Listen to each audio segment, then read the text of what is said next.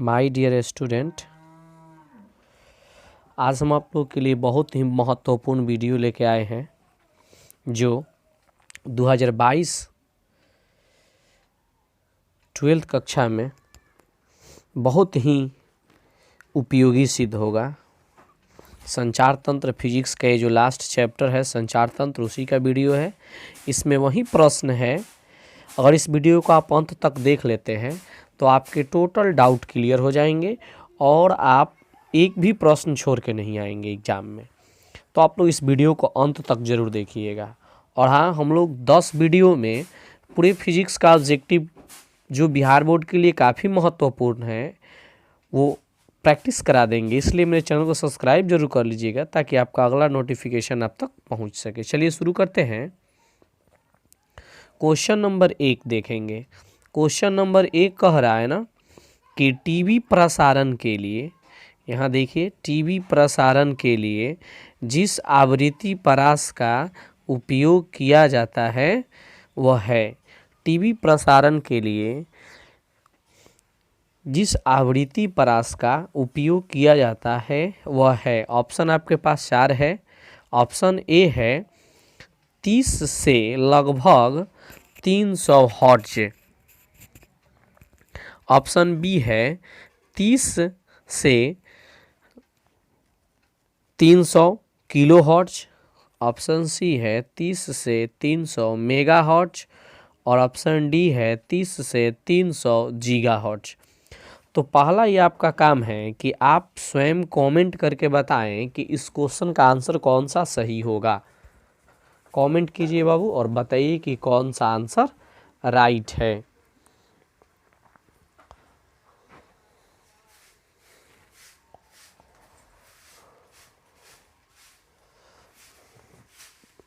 तो इस क्वेश्चन का आंसर जो है सी राइट होगा। उसके बाद नेक्स्ट क्वेश्चन है। नेक्स्ट क्वेश्चन बहुत ही महत्वपूर्ण है। क्वेश्चन ये कह रहा है दूसरा कि स्काई वेव संचरण आधारित है। किस पे आधारित है? आयनोस्फीयर से परावर्तन पर, आयनोस्फीयर द्वारा अवशोषण पर, आयनोस्फीयर से संचरण पे। आप और लास्ट ऑप्शन दिया है डी। तो पहला आपका काम बनता है कि कमेंट करके इस क्वेश्चन का आंसर बताइए कि कौन सा आंसर राइट होगा। ठीक ना? कमेंट कीजिए तो। और बाबू जो लोग कमेंट कर रहे हैं ना वे लोग सोच समझ करके अच्छा से कमेंट करें। जल्दबाजी की कोई ज़रूरत नहीं है। ठीक ना? हम लोग प्रैक्टिस कर रहे हैं। पहले भी आप लोगों को बता दिया गया है इस प्रकार के क्वेश्चन को। हम लोग केवल प्रैक्टिस कर रहे हैं, इसको ध्यान में रखना है। चलिए, तो इसमें ना आंसर जो होगा ए सही होगा, यानी 2 नंबर क्वेश्चन का आंसर ए राइट होगा। ठीक ना? उसके बाद अगला प्रश्न जो बिहार बोर्ड में सबसे ज़्यादा पूछा जाने वाला प्रश्न है और वो है आयाम मॉडुलन सूचकांक का मान सदैव होता है। बाबू इस वीडियो में ना हम 3 से 4 ही ऐसे क्वेश्चन हैं जिसको गैस कराएंगे और उसमें से एक फिक्स रहेगा। ज़्यादा की जरूरत नहीं, लेकिन आप लोग सबको एक बार रिवाइज कर लेंगे। आपके पास 4 ऑप्शन है। ऑप्शन ए है 0, ऑप्शन बी है 1 से अनंत तक, ऑप्शन सी है 0 से लेकर 1 के बीच और ऑप्शन डी है नॉन। आप लोग टिक आउट करेंगे कौन सा ऑप्शन सही होगा। बहुत अच्छा, जो जो आंसर कमेंट कर रहे हैं बहुत खूब। चलिए, इसमें ना ऑप्शन सी जो है राइट होगा, 0 और 1 के बीच। अगले प्रश्न की ओर चलते हैं। अगला प्रश्न कह रहे हैं कि भूतरंगों के प्रेषण में प्रयुक्त आवृत्ति परास होता है। भूतरंगों के प्रेषण में प्रयुक्त आवृत्ति परास होता है। कितना होगा? ये 20 किलो हर्ट्ज से 200 किलो हर्ट्ज, 500 किलो हर्ट्ज से 1500 किलो हर्ट्ज। उसके बाद सी है 10 मेगा हर्ट्ज से 200 मेगा हर्ट्ज और डी है 10 की पावर 8 हर्ट्ज से 10 की पावर 12 हर्ट्ज। तो आप स्वयं आंसर कमेंट कीजिए और बताइए कौन सा आंसर इसमें सही होगा। चलिए, तो बाबू राइट आंसर ना इसमें बी होगा, 500 किलो हर्ट्ज से 1500 किलो हर्ट्ज तक। आगे बढ़ते हैं। पांचवा प्रश्न की ओर। पांचवा प्रश्न है कि संचार व्यवस्था में रेडियो तरंगों का प्रेषण किसके द्वारा होता है? संचार व्यवस्था में रेडियो तरंगों का प्रेषण किसके द्वारा होता है? इसमें ऑप्शन ए है भूतरंग द्वारा, बी है आकाश तरंगों द्वारा, सी है अंतरिक्ष तरंगों द्वारा और डी है इनमें सभी तरंगों द्वारा। तो चाहे भूतरंग हो, आकाश तरंग हो या अंतरिक्ष तरंग हो, संचार व्यवस्था में रेडियो तरंगों का प्रेषण इन सब के द्वारा किया जाता है।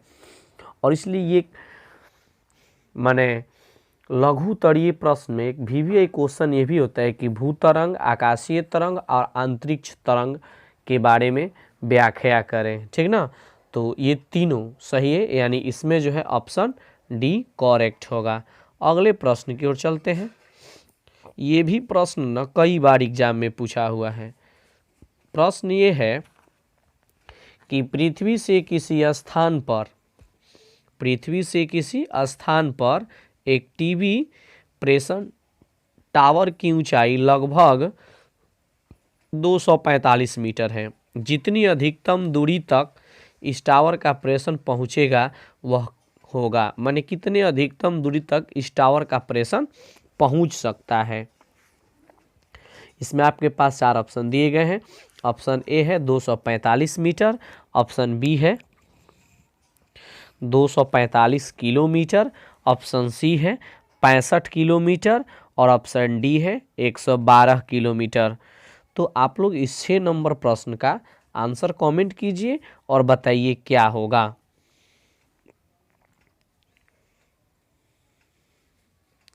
और इसमें ना ऑप्शन सी जो है सही होगा, 56 किलोमीटर।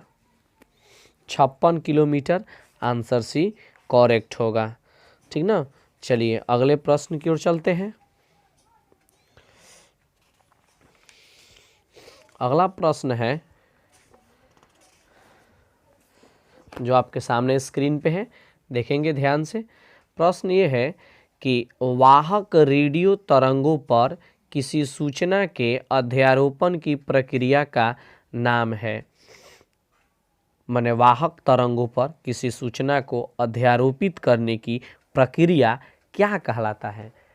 ये परिभाषा ही डायरेक्ट ये परिभाषा ही प्रश्न कर दिया है कि वाहक तरंगों पर किसी सूचना को अध्यारोपण करने की प्रक्रिया का नाम क्या है? प्रेषण है या माडुलन है या विमाडुलन है या ग्रहण है? आप स्वयं कमेंट करेंगे और बताएंगे कौन सा आंसर सही होगा। चलिए तो इसमें ना ऑप्शन बी करेक्ट होगा, माडुलन, ठीक ना। चलिए अगले प्रश्न की ओर चलते हैं। ये भी बहुत ही महत्वपूर्ण प्रश्न है, बहुत ही महत्वपूर्ण प्रश्न है। ये प्रश्न है कि 500 हर्ट्ज के श्रव्य आवृत्ति के आयाम मॉडुलित तरंग के लिए उपयुक्त वाहक आवृत्ति होगी 50 हर्ट्ज होगी या फिर 100 हर्ट्ज होगी या 500 हर्ट्ज होगी या 50,000 हर्ट्ज होगी? कमेंट कीजिए आंसर कौन सा सही होगा। और बाबू इसमें ना आंसर जो है डी करेक्ट होगा, 50,000 हर्ट्ज, ठीक ना। चलिए 9 नंबर क्वेश्चन की ओर चलते हैं। 9 नंबर क्वेश्चन देखिए। 9 नंबर प्रश्न जो है वो कह रहा है कि आकाश तरंगों द्वारा संचरण के लिए उपयुक्त आवृत्ति परास है। मैंने कहने का मतलब यह है कि आकाश तरंगों द्वारा संचरण के लिए किस आवृत्ति के तरंग को उपयोग किया जाता है, अर्थात किस आवृत्ति के तरंग को इसके द्वारा संचरित किया जा सकता है। 4 ऑप्शन आपके सामने है, बताइए कौन सा ऑप्शन सही होगा। इसमें ना ऑप्शन सी सही होगा, 200 मेगाहर्ट्ज से 20 मेगाहर्ट्ज। उसके बाद ये 10 नंबर क्वेश्चन देखिए, कह रहे हैं कि रेडियो एवं टेलीविजन प्रसारण में सूचना संकेत का रूप होता है। कौन होता है? एनालॉग सिग्नल, डिजिटल सिग्नल, ए एवं बी दोनों, उसके बाद कह रहा है नॉन।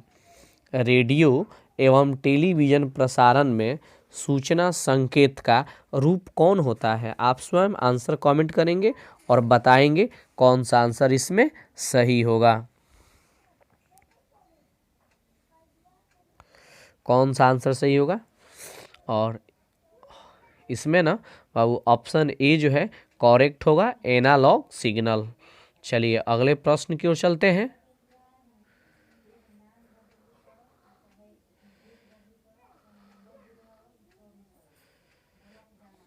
उसके बाद अगला प्रश्न देखेंगे।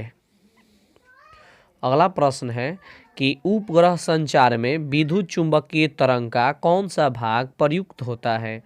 उपग्रह संचार में विद्युत चुंबकीय तरंग का कौन सा भाग प्रयुक्त होता है? ऑप्शन 4 दिए गए हैं। प्रकाश तरंग, रेडियो तरंग, गामा किरणें, सूक्ष्म तरंगे। कौन सा ऑप्शन सही होगा? आप लोग स्वयं कमेंट कीजिए जल्दी जल्दी और बताइए कौन सा ऑप्शन सही होगा। और इसमें ना बाबू डी ऑप्शन सही होगा, सूक्ष्म तरंगे। 12 नंबर क्वेश्चन, आइए पहले इसको समझिएगा। कह रहे कि VHF तथा UHF के सिग्नल की किस विधि में प्रयुक्त होता है? VHF का मतलब होता है वेरी हाई फ्रीक्वेंसी तथा UHF का मतलब होता है अल्ट्रा हाई फ्रीक्वेंसी। ठीक ना? तो वेरी हाई फ्रीक्वेंसी या अल्ट्रा हाई फ्रीक्वेंसी के सिग्नल संचार को किस विधि से प्रयुक्त किया जाता है? ठीक ना? तो चाहे वेरी हाई फ्रीक्वेंसी हो या अल्ट्रा हाई फ्रीक्वेंसी हो,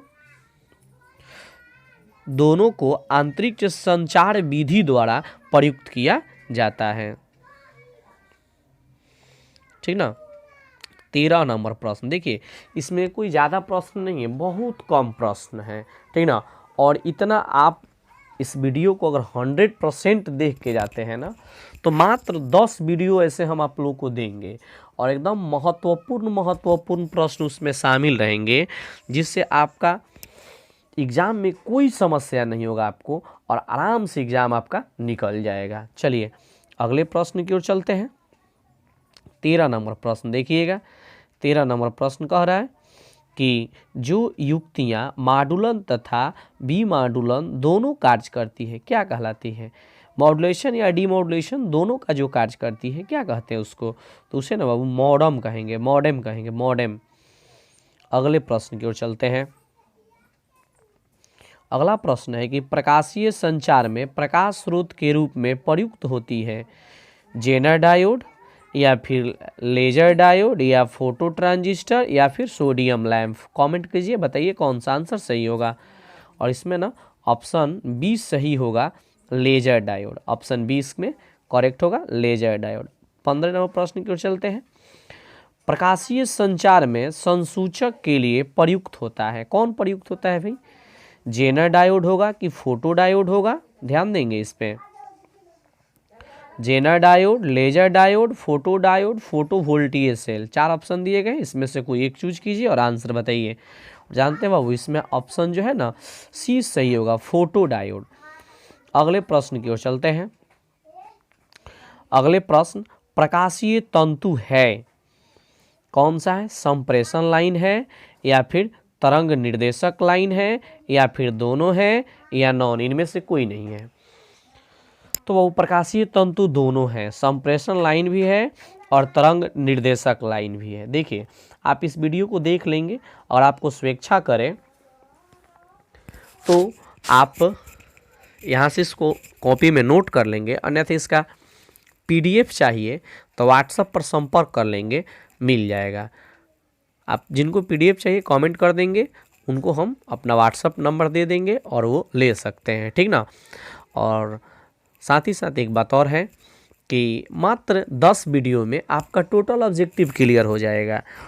तो आप लोग चैनल को सब्सक्राइब जरूर कर लेंगे ताकि 10 का नोटिफिकेशन आप तक पहुंचे। उसके बाद फिर जब आप एग्ज़ाम दे के आएंगे ना, तब फिर आप हमसे बात कीजिएगा कि वाकई में आपको कितना फ़ायदा हुआ वीडियो देखने से। ठीक है ना?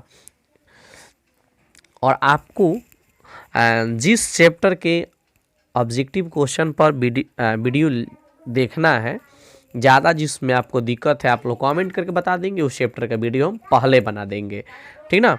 चलिए तो देखते हैं 17वां प्रश्न। वातावरण के किस सतह से रेडियो वेव्स परावर्तित होती हैं? आयनोस्फेयर से, या फिर मेसोस्फेयर से, या फिर क्रोमोस्फेयर से, या फिर इनमें से कोई नहीं। तो इसमें ना ऑप्शन ए जो है ना सही होगा बाबू, ionosphere. Ionosphere 18 number question. 18 number question को देखिए। फैक्स का अर्थ होता है, फैक्स का अर्थ होता है, क्या अर्थ होगा भाई? फुल एक्सेस ट्रांसमिशन, या फैक्सेमाइल टेलीग्राफी, या फैक्चुअल ऑटो एक्सेस, या फिर फीड ऑटो एक्सचेंज। ये 4 ऑप्शन है, आप लोग बताएंगे कौन सा ऑप्शन इसमें सही होगा। तो बाबू इसमें ना ऑप्शन जो है बी सही होगा, फैक्सेमाइल फोटोग्राफी। ये 18 प्रश्न था। इस 18 प्रश्न को अगर आप देख लेते हैं ना, एक बार रिवाइज कर लेते हैं ना, तो फिर आपको संचार तंत्र के किसी ऑब्जेक्टिव वीडियो को देखने की जरूरत नहीं होगी। आप एकदम 100% दावे के साथ हम कहते हैं कि इसको देख के जाइए, बस इतना से आपका काम हो जाएगा, ठीक ना। तो अगर वीडियो अच्छा लगा हो तो एक लाइक जरूर कीजिएगा, चैनल को सब्सक्राइब कीजिएगा और दूसरों तक भी शेयर कीजिएगा, ताकि वे भी देख करके और अपने आप को आगे बढ़ा सके। बस इतना ही, फिर मिलेंगे अगले वीडियो में। जय हिंद। आप लोग भी एक बार कमेंट कर देंगे जय हिंद।